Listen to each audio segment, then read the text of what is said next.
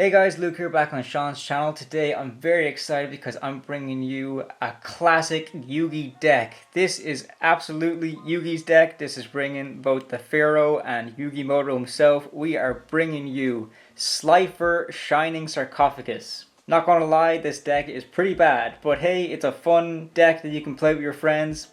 This is far from competitive, but I think it's a nice little bit of casual fun. And who doesn't love the God cards? We are primarily focusing on Slifer. The main reason why I went with this deck is that Shining Sarcophagus has a few funny cards that actually let you draw until you have 6 cards in your hand, so it's a good way to get Slifer the Sky Dragon up to like 6,000 attack, because Slifer primarily gets its attack boost based on the amount of cards you have in your hand. He gains 1,000 attack for every card that you have in your hand, so we're able to get 6 cards in our hand, able to get him up to 6,000, which is absolutely crazy.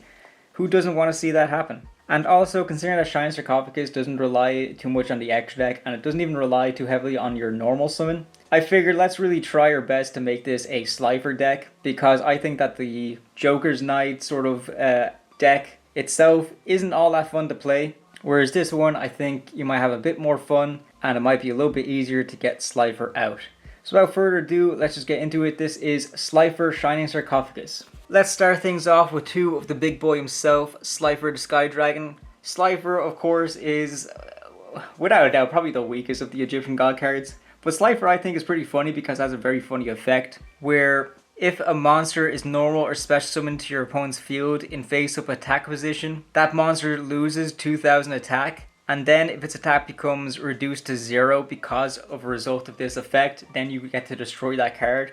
Which is just such a stupid effect, but also kind of really funny as well. Again, this is not a good card. This is primarily a funny sort of casual build, and I find it just be an interesting way to play Slifer. It is slightly harder for us to get Slifer into our hand because we don't run the search card that the Joker's Knight deck has access to, that Thunder Speed summon. Just doesn't really gel well with this deck itself. So you kind of need to go a little bit of digging for Slifer, but hey, this is casual. You probably have plenty of turns to survive in order to bring out the Sky God. We run 2 copies of Gandora-G, the Dragon of Destruction. Gains 300 attack for each banished card, and if you control a Shining Sarcophagus, you can special summon this card from your hand. So nice and easy for it to bring out because we have loads of ways for us to get to our Shining Sarcophagus. And he also has the effect you can pay half your life points and destroy as many other cards in the field as possible, and if you do, banish them. So it's a good way for us to get a little bit of a board wipe on the field as quickly as possible without committing to our normal summon, so we're able to completely clear the field for our Slifer the Sky Dragon. I think Gandora-G is worth running at 2 copies, primarily because he's easy enough to bring out. But also, I think that Shining Sarcophagus, although it's not a great deck, it is actually fairly consistent as well. So I don't think you really have a necessity to be running Gandora-G at any more than 2 copies in this deck.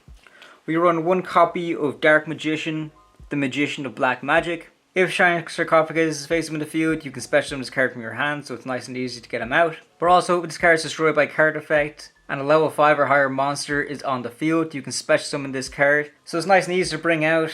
And hey, it's Dark Magician. This is a Yugi deck. We have to find some way of putting him in there somehow, somewhere. So 1 copy of this card. Okay, we actually have a good card. Let's go. This is Dark Magician Girl, the Magician's Apprentice.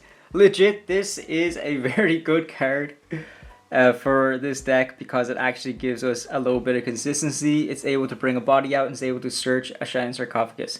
So you can special summon this card from your hand by discarding 1 card, and if you do, this card's name becomes Dark Magician Girl. If this card is normal or special summon, you can add 1 Shining Sarcophagus from your deck to your hand, so it's a good way for us to directly just search Sarcophagus, no problem at all. And this card also gains 300 attack for each monster that mentions Shining Sarcophagus in the graveyards. So if you're going in a mirror match with your opponent and they have a bunch of Shining Sarcophagus name drops in the graveyard, she can get up to a ridiculous amount of attack. But we primarily use her for her first effect, that you're able to special summon her easy by discarding a card and then searching that Shining Sarcophagus. Dark Magician Girl, the Magician's Apprentice, I think is arguably the only monster you need to be running at 3 copies in this deck. So I definitely recommend you guys do that. We run 3 copies of Gadget Trio. If this card is normal or special summoned, you can add 1 Shining Sarcophagus or 1 spell or trap that mentions it from your deck to your hand. So obviously that's great for us to search Shining Sarcophagus itself, but it's also good for us to search cards like Future Silence or Turn Silence. or even Ties That Bind, which I think is probably the best way to go about this, because if you have Gadget Trio brought out onto the field, you're able to search Ties That Bind, activate Ties That Bind, and then you're able to bring out up to 2 level 4 or lower monsters with different names than mentioned Shining Sarcophagus. That gives you your 3 bodies out onto the field in order for you to tribute summon Slifer. So obviously that is the main gimmick of this deck. But that's not all Gadget Trio does. It also has the effect that if this card is destroyed by battle or card effect, you can set 1 Stronghold, the Hidden Fortress, from your deck, which is just another trap card we run in this deck that basically brings itself out as a monster. So 3 copies of Gadget Trio. We run 2 copies of Silent Magician Zero and 2 copies of Silent Swordsman Zero. They're both fairly similar in their gimmick. Silent Magician Zero has the effect that if your opponent draws a card, increase this card's level by the number of cards drawn. While this card's level is higher than its original level, it gains attack equal to the difference times 500. When your opponent activates a spell card or effect while you control Shining Sarcophagus, you're able to quick effect, negate the activation, and if you do, increase this card's level by 1. So honestly, not the worst. But also Silent Swordsman Zero has the effect that once per turn during the standby phase, increase this card's level by 1. While this card's level is higher than its original level, it gains attack equal to the difference times 500. When your opponent activates a card or effect that targets Shining Sarcophagus or a monster that mentions it that you control, you're able to quick effect negate the activation, and if you do, increase its card's level by 1. Look, these aren't the best cards, but they're the best this deck has to offer. I think 2 copies of each is more than enough. Rounding off the monsters, 1 copy of Moremarshmallon. While you control Shining Sarcophagus, this card cannot be destroyed by battle. Also, your opponent's monsters cannot target monsters for attacks, except for this one. You can only use each of the following effects of Moremarshmallon once per turn, which are during your opponent's turn. If you control Shining Sarcophagus, quick effect, you can special summon this card from your hand. And if this card is destroyed by card effect, you can special summon 1 Moremarshmallon from your hand, deck, graveyard, or banishment. Except for this card, and if you do, inflict 1000 damage to your opponent. Not gonna lie, we only run 1, so that never really comes up. But hey, here's a good way of us kind of protecting ourselves. If our opponent doesn't have any cards are able to remove it by effect, because he can't be destroyed by battle, well, Shining Sarcophagus is face up on the field. Going into the spells now, 3 copies of Soul Crossing. Honestly, this is the only God card that we kind of run besides Slifer. I originally ran a bunch of other, like Slifer spells and traps, including Thunder Force Attack, the Revived Sky God, and Ultimate Divine Beast. But honestly, when I built the deck with those cards, the deck just got so much worse. So I decided to kind of take a different approach and lean more heavily on the Shining Sarcophagus sort of stuff. So Soul Crossing, in my opinion, was the only one that was worth actually making the cut, because it has the effect that during the main phase, immediately after its effect resolves, tribute summon 1 Divine Beast monster, and when you do, you can tribute a monster your opponent controls, even though you do not control them. But if you tribute summon this way, you need to apply this effect, that until the end of the next turn after this card resolves, you can only activate 1 card or effect per turn, not counting the effects of Divine Beast monsters. So yeah, definitely a massive drawback, but hey, they're the God cards, they try to balance them in some way. But still, 3 copies of Soul Crossing I think is pretty good. And now, besides Slifer, the actual main card of the deck, 3 copies of Shining Sarcophagus. It is just a continuous spell that cannot be destroyed with monster effects, and has the effect that during the main phase you can add 1 card that mentions Shining Sarcophagus from your deck to your hand. So again, a good way for us to search cards like Ties That Bind, Turn Silence, or even Future Silence. So the deck is fairly consistent with itself in that way. But also has the effect that if your opponent special summons a monster from the graveyard, you can discard 1 spell, then target 1 of those monsters and just send it back to the graveyard. Amazing. 2 copies of Ties That Bind.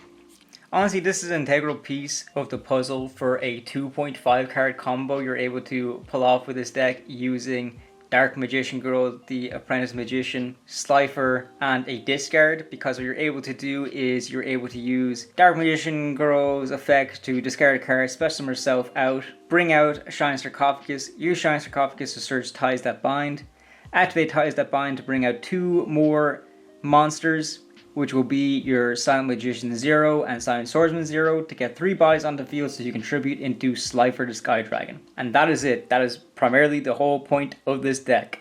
But considering that Ties That Bind, you can search it so many different ways because it mentions Shining Sarcophagus, I think running it at 2 is more than enough. That's what you need. So I definitely think it's probably the perfect ratio to play it at. We run 3 copies of Turn Silence. this is legit not the worst. It is a quick play spell that has the effect that you can target one face-up monster you control and increase its level by 3. So it's a good way to level manipulate your Silent Swordsman or Silent Magician's levels so that they're able to gain a bunch of attack from their own effects. But also, if you activate this card in response to your opponent's monster effect activation while you control Shining Sarcophagus and a monster that mentions it, you can negate that opponent's effect. So yeah, a little bit of a monster effect negate, but very, very weird how you have to kind of like use this as a response while still having 2 cards in the field. So not the best monster effect negate, but still, this deck can negate monster effects, which is something anyways. But also has the other effect that during damage calculation, if your monster that mentions Shining Sarcophagus battles, you can banish the card from the graveyard and then end the battle phase. So yeah, definitely a few tricks up your sleeve with this deck. Turn Silence, run it at 3 copies. Alright, 3 copies of Future Silence. This is the card I pulled from one of the tins that inspired me to make this deck. Future Silence has the effect that you can add 1 monster that mentions Shining Sarcophagus from your deck to your hand. And then if you activate this card during the battle phase while you control Shining Sarcophagus and a monster that mentions it, each player draws until they have 6 cards in their hand. So this is a whole lot of setup that you need to do in order to get Future Silence to pull itself off with Slifer on the field in order to get Slifer up to 6,000 attack. But I just thought that that was absolutely hilarious. Near impossible to do, don't get me wrong, but if you can do it, you are Yu-Gi-Moto. You are literally the king of games. I definitely want to see if anyone tries this deck afterwards and is able to pull this off. Because by God, I am clearly no Yugi. I've never been able to pull this off, but I think it'd be really, really cool if someone does. 3 copies of Future Silence. Yes, it's pretty easy for us to get this card into rotation quickly because it mentions Shining Sarcophagus. And again, this deck can be quite consistent for all of its other faults. But still, if anyone is able to pull this off, please let me know now in the comments. I really, really want to know. Let's talk about some good cards now. Let's go into some staples. 3 copies of Pot of Extravagance. We do not care about our extra deck at all. In fact, a lot of these cards stop us from summoning from the extra deck at all after we activate them. So Extravagance is perfect for this deck. We genuinely do not care about the extra deck, and you will see why when we get to the extra deck. We run 3 copies of Super Polymerization. Again, we are locked out of the extra deck a bunch of times depending on what cards we use, but Super Poly you're able to set to your back row and use it in order to fuse into some pretty great monsters that can really devastate your opponent. I definitely think Super Poly is worth running at 3 copies in this deck. And 3 copies of Forbidden Droplet. Yes, we actually do play good cards in this deck. Droplet I think is great because Future Silence lets us draw until we have 6 cards in our hand. Although our opponent gets a load of advantage off of that as well. The fact that we're able to get a bunch of cards as well means that we have a bunch of fodder for Forbidden Droplet. I think that is both really, really cool and really, really stupid at the same time. Either way, it's very funny. So definitely run 3 copies of Forbidden Droplet in this deck. Honestly, probably one of the best cards in this deck. And rounding us off, 1 copy of Stronghold, the Hidden Fortress. It is a continuous trap that raises you can special summon this card as an effect monster with the following effects. It gains 1000 attack for each Shining Sarcophagus and monster that mentions it that you control. And also once per turn, when an opponent's monster declares an attack while you control Shining Sarcophagus, you can destroy that monster. Low key, this is the greatest Shining Sarcophagus monster, and it is a continuous trap. Going into the extra deck now, again, we don't care about the extra deck, so I pretty much just put in a bunch of staples. We run 3 copies of TY-PHON. You will probably never go into him, but it's fine. We can afford to banish him off of Extravagance. We run 3 copies of Starving Venom Fusion Dragon. Again, we don't care. We play Extravagance, but we also play Super Poly. We play 3 copies of Garura Wings of Resonant Life. Again, we don't care about this extra deck, but we have Super Poly. And 3 copies of Mudragon of the Swamp. Same situation again, I don't need to repeat it again. And finally rounding us off, 3 copies of SP Little Knight.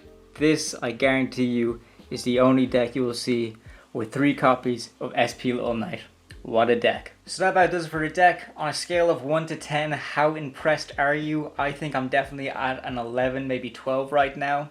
I think this is probably the greatest deck of all time, and I think everyone needs to try it out, and you need to leave down in the comments how you get on. I know you're going to win every game, so you might as well just say that right now. If you are looking to build this deck, because of course you want to, definitely be sure to use the affiliate links down in the description below, because when you do, it helps directly support the channel. Another way you guys can help directly support myself and Sean to keep bringing you guys these amazing deck profiles is if you can consider becoming a member. I want to give a big shout out to our members, Jojo TCGs, John Cran, Americ Humbert, Johnny, and Dragon's God 679. We really appreciate your continued support because it helps motivate myself and Sean to keep bringing you guys these videos. For everyone else, please be sure to like the video and subscribe to the channel, and also leave a comment below because all of it really helps us out in the long run. Until next time, thanks for watching.